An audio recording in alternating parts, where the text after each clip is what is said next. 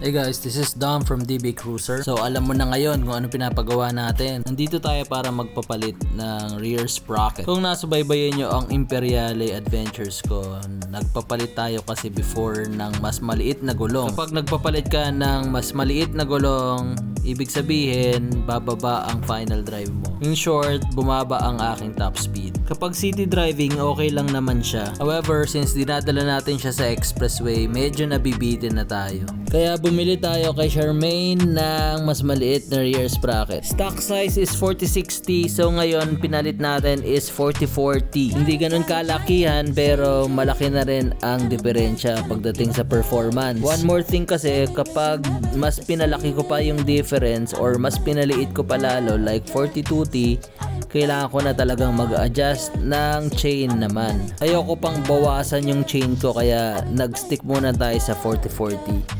para iuusog lang natin. Kasya pa naman eh. Ngayon nakikita nyo ini-install na yung bagong sprocket natin dyan. Ayan, mas maliit na yan.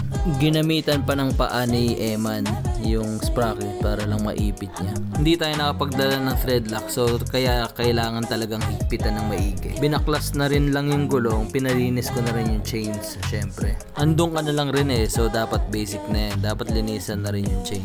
Maliit na bagay pero tatagal lalo ang buhay ng iyong mga chain. Ang mahal pa naman itong chain na to. Naibalik na rin yung gulong, ngayon ina-adjust na lang ng tama yung slack ng chain and then ready for test ride na. Pwede nyo to actually gawin kahit hindi kayo nagpalit ng mas maliit na gulong. Kung gusto nyo talaga ng mas mataas na top speed, palitin nyo yung rear sprocket. Kasyang kasya naman. Okay, test ride na. Sige na, bye bye!